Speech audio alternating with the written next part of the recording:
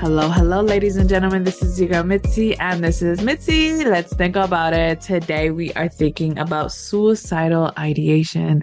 Yes, ladies and gentlemen, that is a thinker. So, with that being said, I have Gina here, my special guest, who's really going to break this down for us so we can really think about it. So, Gina, I have to ask you, when you hear the word suicide, what does that make you think about? Oh, I immediately go to my heart space and I honestly every single time and obviously hear it all day long now. I just take a minute and I imagine that soul as a rose and I hold them and I just kind of surround it with love. I just want to give it always a minute if possible. Yeah. Mm, that's beautiful. And how is that? I it's a beautiful visualization because I'm a visual person. So when you described it, the rose and holding it and just knowing how fragile, but how defensive a rose is already with its thorns, but knowing that you can still show it affection and acknowledgement is such a beautiful thing, such a beautiful statement. Because when people think of suicide, they don't go to that. They don't go to that at all. So you kind of threw me off for a little bit. I was like, I know you're. I had to think about that for a second. I was just like, wow, that is truly beautiful. Well, So, I did get a visualization in my second book, and from the people that have passed, and that's what they showed me. They said that they are holding space for people like us to bring levity to the subject and to help people. The people who have passed on is actually helping all this content get out. They want others to not have to go through what they went through, and they communicate through roses to me and everyone else, if you and yeah, it's from them to help support our cause. yeah, Yeah. that's really nice. It's really beautiful. But because of this, and to help your cause, why did it, I mean, why help? Why help? You could have kept this information. You could have helped just a local community, but you are branching out of where you are at and the people that you can affect. And you are now trying to grasp and like help so many others outside of your space. So why? Why help? Well, this is just my destiny, and I didn't know it obviously for years and years and years. I was lost in the muck. I had no idea why I was here and if I even belonged here. And obviously, I suffered through suicidal ideation most of my life. And when you're in love and you want everyone to be in love, and you're like, you can be in love too, and you can be in love too. This is great. We should all feel this way. I Yeah. kind of felt like when I knew that I had healed it in myself and that I wouldn't allow, I reprogrammed my mind and my body and my soul, and I collapsed it in on itself to where I was actually so in love with myself that I knew I would never hurt myself. I would never, life would still be challenging, but that part was actually absolutely totally healed. I almost wanted to share it with the world, just telling everybody that you don't have to live your whole life like this, because suicidal ideation is a slow death in itself. Even though they might not actually do it, and do it is always around the corner. You're always waiting for that shoe to drop. If you lose your job, or if you have a breakup, or you lose a friend, or you have a big fight with someone you love, you are fearful that it's or sort of like hanging around and waiting for you to have a bad moment, and it stops you from progressing to your real dreams and your real what you're here to do. And when you get rid of that, you can actually climb up that hill and get through the obstacles and do the things that you're meant here to do. And so I just wanted to share it. And I'm a big picture thinker anyway, so yeah, I just was like, let's just tell the whole world. Right? Why not? Why not tell the whole world? There's nothing that can hurt you to try to help people. I It's know there so are people who difficult. people can misunderstand and misinterpret people's motives and intentions, but there's always going to be those people who are out there. But if your heart is in the right place and your intentions are always where they're supposed to be, then at the end of the day, you can sleep peacefully at night that you're doing what you can in the area that you feel is important. And this is the area. This is what is, I love the fact that you said this is my destiny, that this is where I feel like where I need to be. It's your safe space now, that something that was lingering on you, that like you said was right there in the back, just waiting, just give me any reason, just right there in your ear, because we're ready to go. Those are like those bad friends that are ready to buck up whenever the situation comes. Like, no, that takes time. And I love the fact that you said it took time, because people think it's like a quick potion, like it's a quick take a shot, it'll be done, or take something and it'll be done. But it's like sometimes you don't have to take anything. Sometimes you have to take yourself, you know what I mean? And just like reposition yourself, reposition the perspective, reposition the stories, the lies, and then just throw some facts to it. You know what I mean? And oh my goodness, I love the fact that that's what you were able to do, and you were so honest and open, that you come on these podcasts and you connect with people and sharing your story, because you really don't have to, but you do. And it's a beautiful thing, because there's so many people out there that are disguised and with this mask of, oh, I'm fine, everything's okay. And that is the reason why so many people are completely shocked when they find out it's death by suicide. I mean, what is your opinions on that?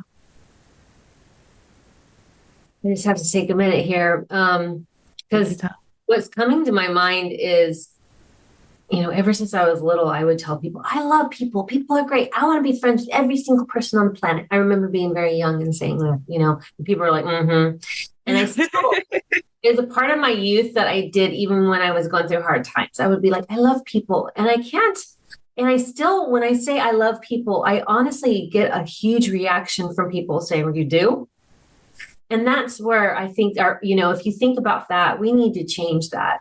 Yeah, Um, that's the tribe that we lost, the community that we lost. We have too many lonely people in the world. It's their, and we're not going to solve everything, but just that loneliness. Oh my gosh, it's just, we've gone so far away from our tribe that, you know, um, we used to just be like little tribes where we all had a place, we all had a purpose, and the elders were taken care of and the kids were taken care of, and we knew our role. And if we wanted to do something different, we could dream and do it. yeah, But now we're really separated, not just by family and people, but by cement and wireless and waves going through our bodies constantly. I mean, we are 50 trillion cells put together in one physical form. And these 50 trillion cells have, every single one of them has a little bit of energy. And that energy collective makes up who you are. And you can either send positive and loving thoughts through that energy, or you can spiral down into the negative energy. And you can throw energy on people, or you can throw them love. It's just, we got to get back to, we have to start transforming as much as possible into love constantly. Just transform it to love. Like, I go through all kinds of different things still now, but I'm programmed now to say, okay, let's look at it differently. Let's take a breath. Let's go on a walk.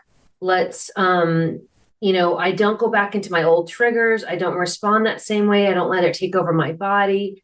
And then I try to go back to love and meditate on it for a minute and figure out, is there a way I could deal with this that still is loving, that is respectful of my boundaries?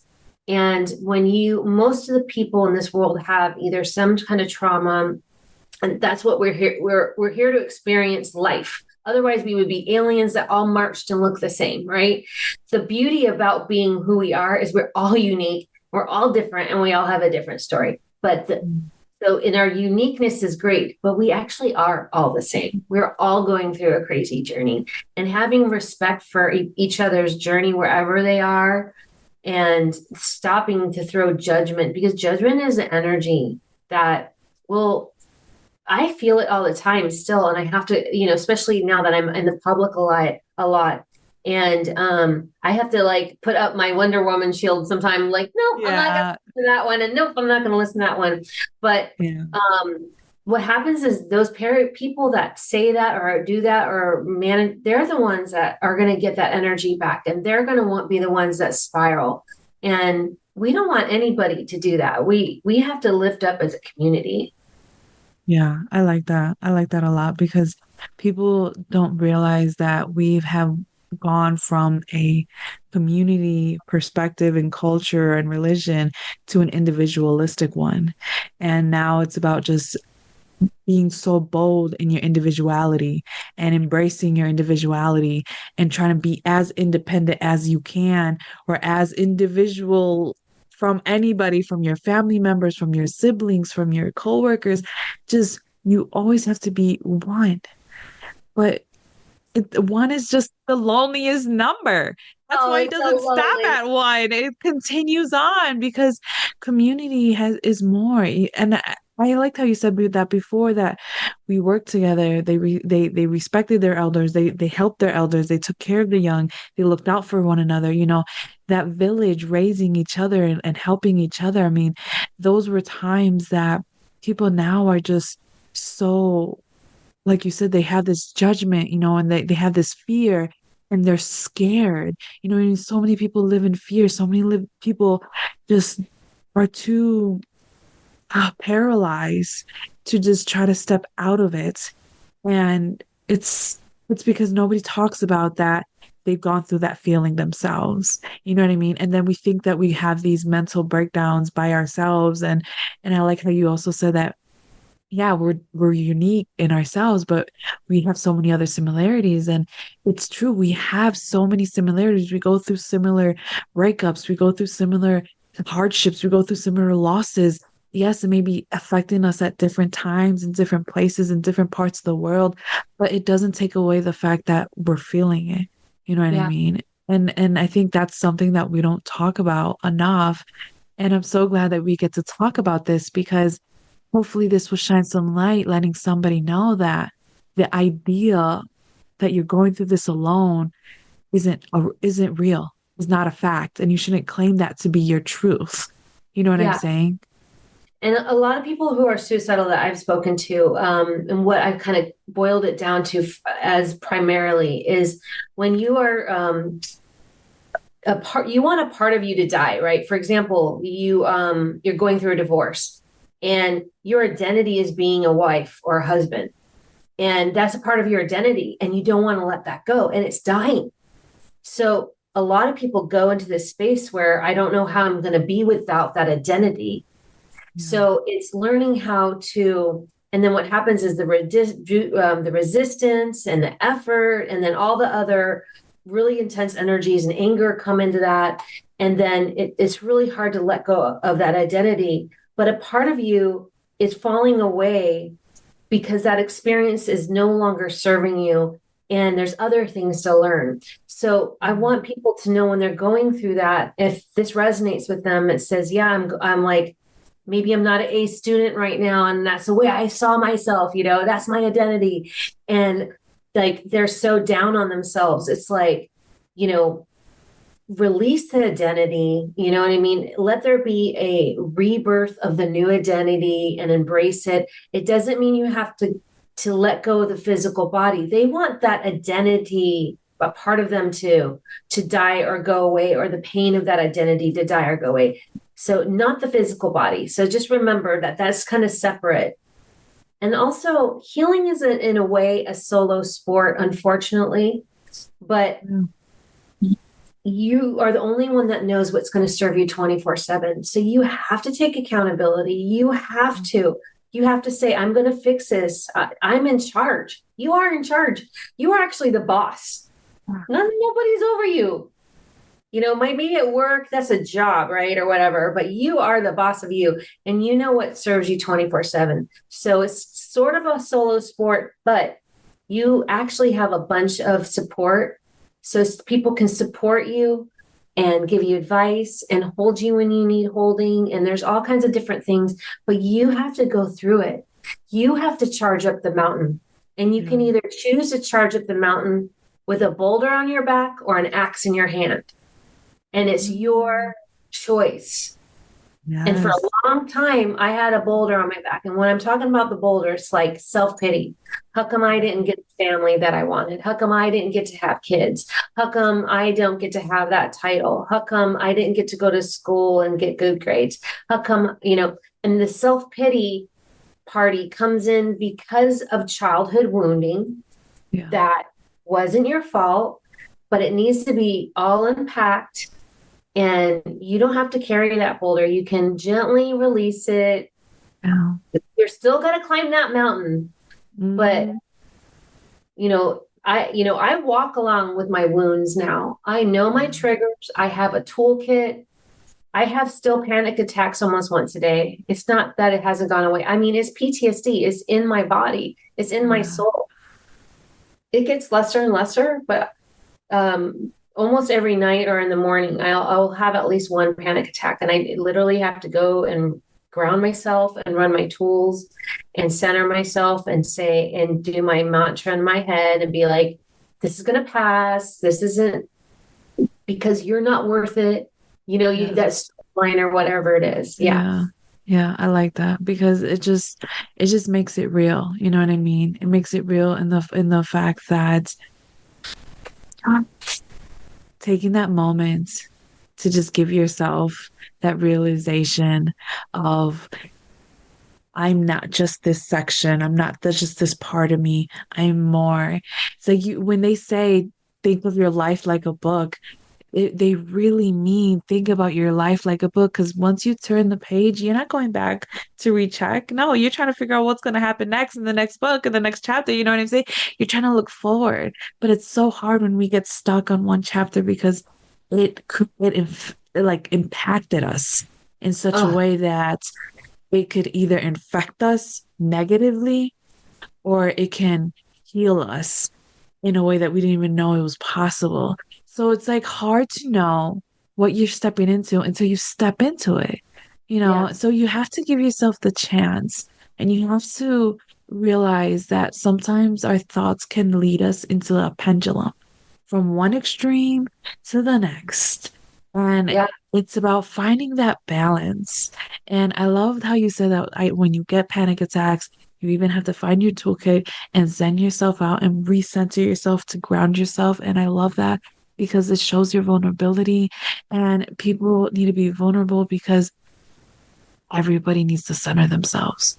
That's the yeah, type of thing that I even need to do. Oh my goodness, when I have my moments, I have my moments. So yeah, I totally respect the fact that when you're going through that, you have to remind yourself of what's real and what's trying to embed into your mind of a lie so that you can make real again because you're so used to having that around, especially if you come from toxic families, you know what I yeah, mean, or a toxic environment.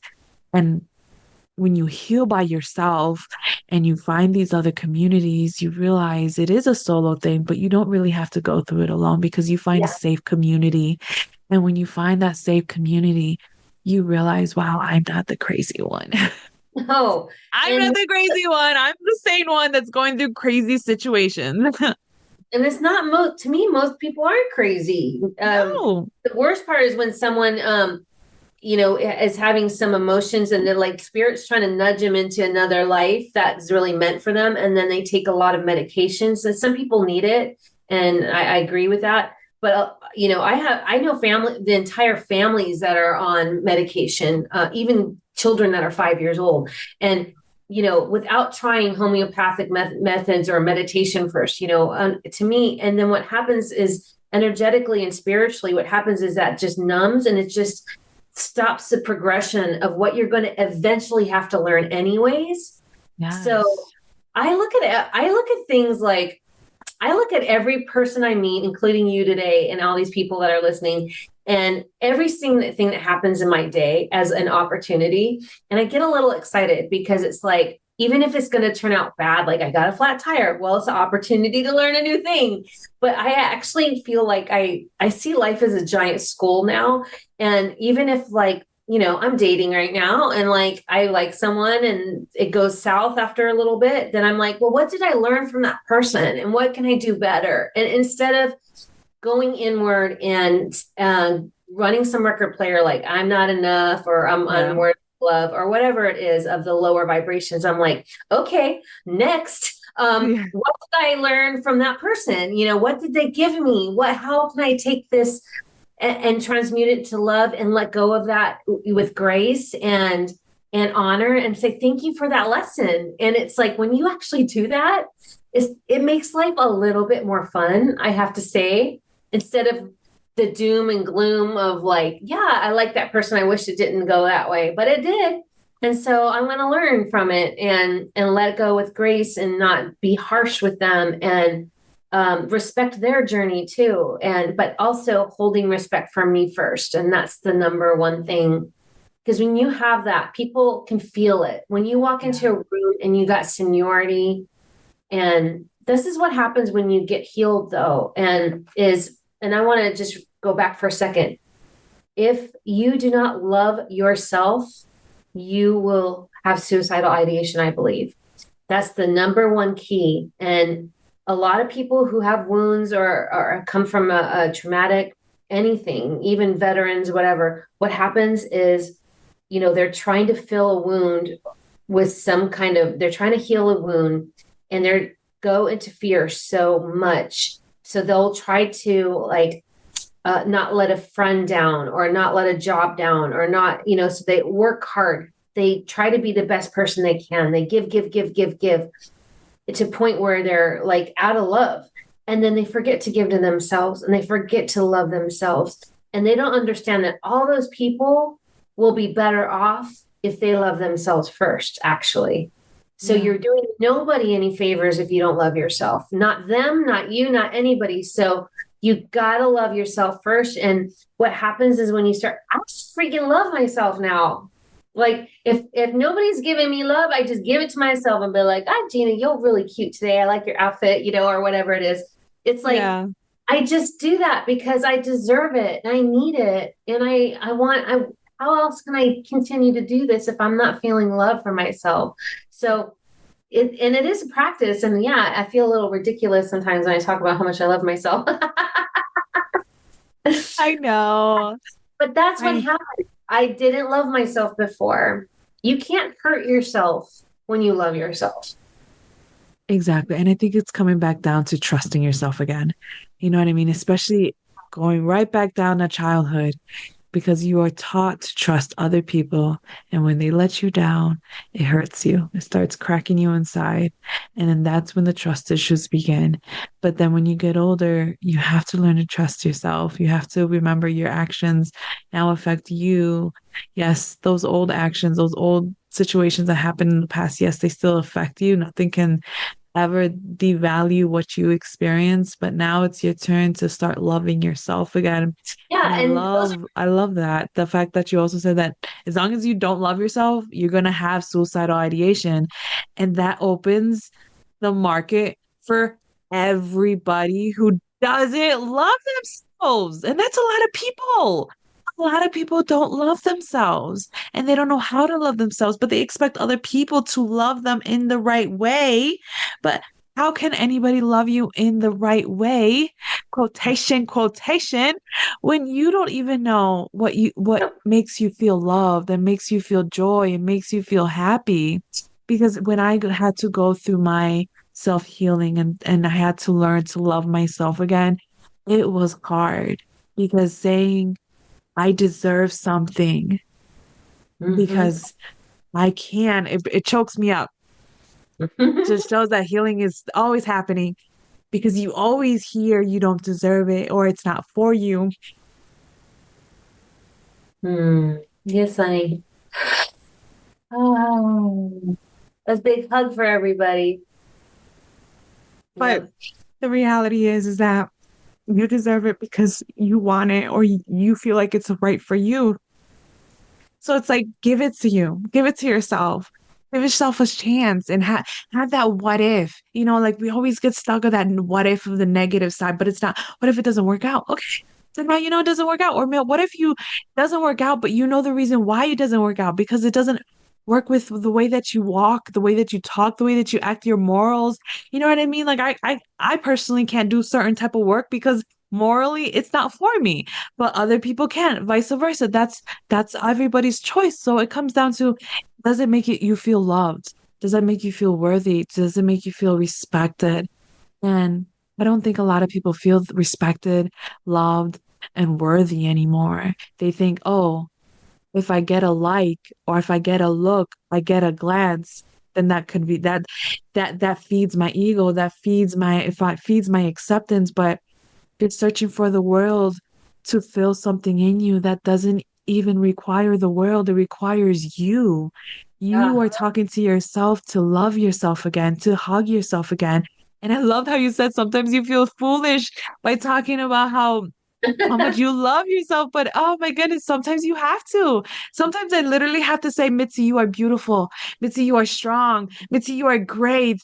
Oh, you deserve this, and it gives me chills because it's like, we don't say that enough. We don't have compassion to ourselves, but we are quick to be compassionate to the next neighbor, to the next John Doe or Harry that's out there.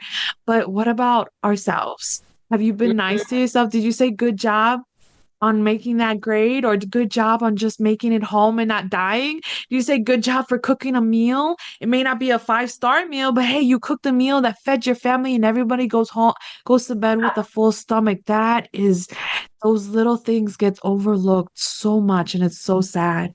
And it's Yeah. like once we start having little milestones, man, those big ones, you can really praise yourself for those big ones. And it's a beautiful feeling.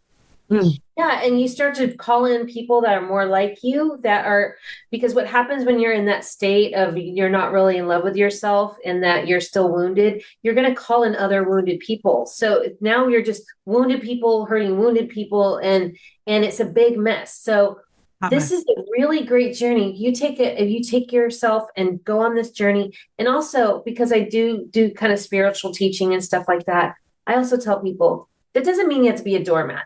We're not Mm. asking you to be a doormat. As like some people are like, you just have to love everyone and be super this and that.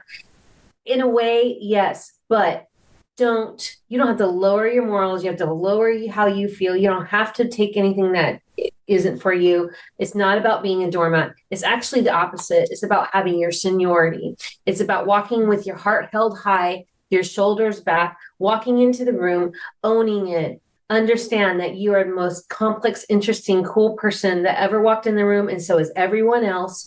And then just own it and see everything as an opportunity. And it's like, it's actually kind of fun. And then help other people, then go into service. The last thing when you heal is the last little bit when you're kind of in a good space. Now you want to go into service and you help other people. It is a part of the final leg of the journey. When you actually start going in and volunteering or writing or are now speaking to other people about it, that's going in service. And now the energy is going to shift again in a whole different, beautiful way for you. And the other thing that I always been telling a lot of people is all my friends that have kids, all of their kids have gone to funerals for people who committed suicide. When I grew up in the 70s, I never went to a funeral for suicide, and none of my friends did either. This is a thing that's happening now. 10 to 14-year-olds is the fastest age range in suicide. This is actually 911. And the thing is that those kids are mimicking what they see in adults. So we need to watch our P's and Q's online. I'm sorry, if you're an adult, if you're over 18 years old, watch what you put out online. Don't bully other people. I mean, yes, you might want to yell at them for some political belief or something like that. But if you have to be really sure what you're putting out there, because the reason why these kids are feeling like they need to leave is somehow how they're mimicking the energy of the adults, because they're children. They just learn from the adults. So as a collective, if we all say the adults are going to do better and we're going to heal ourselves, let's heal ourselves for the children that want to die. If you don't want to do it for yourself, that's a really good reason.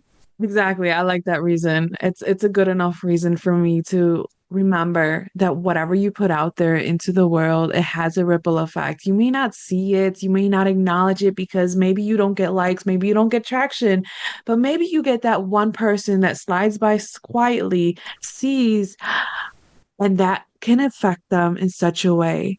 it could be something good and be like, oh, yes, this is what I needed to motivate me to change. Or maybe it's something that they needed and breaks them apart. If it breaks them apart, why would you want to keep breaking people? There's no point in having more hurt people in the world. We want to heal each other and come back to the community and be a community and be a safe space because we need more safe spaces in a place where evil runs rampant. You know Yeah. what I mean? So always keep on that in your thought in the back of your mind. But time is catching up on us, and it's so sad because man, Gina, this Ah, conversation is so good. I feel like we could keep talking. But if anybody out there who's listening and who resonates with what Gina has to say, please check out her lovely book, check out her website. I have on mine, and see everything that she has to offer because she has a lot to offer to the world. And you're going to want to check it out so that you can keep on thinking, y'all. So, with that being said, always keep thinking, y'all. Bye.